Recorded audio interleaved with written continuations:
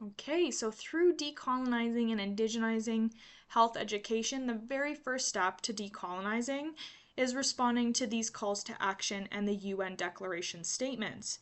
So I added these documents because including these policies may be relevant in advocating for Indigenous self-determination in healthcare, as well as supporting Indigenous-led health initiatives. And I also wanted this to kind of set the stage for why I discussed the need for Indigenous practitioner education practices.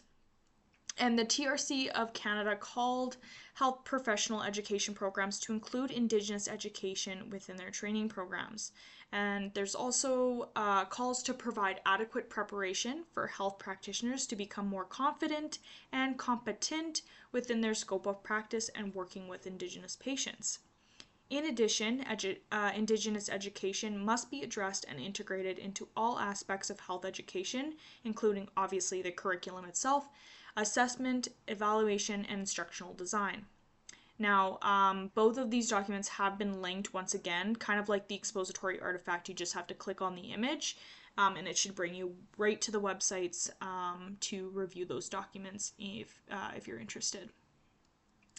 One of the culturally significant intervention and prevention strategies Hill described was receiving advice from elders.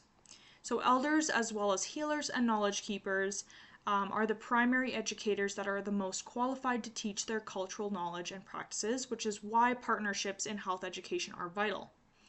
Developing Indigenous-led partnerships not only increases equity in health education, but also improves training quality, and it can improve access to care and adherence to care plans as well.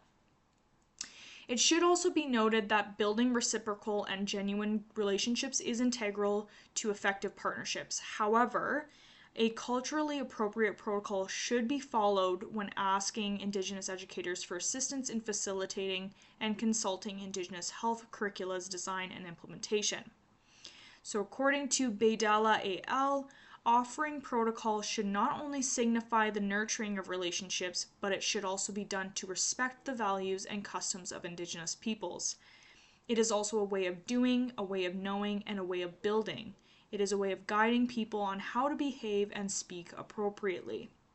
So, with that all being said, I really encourage you to watch the video below about how to offer protocol using a gift such as tobacco. That's usually the typical gift that is given in terms of offering protocol. And the video will explain also the significance behind that as well. So please watch that video. It's very important and very relevant. And I will see you on the other page.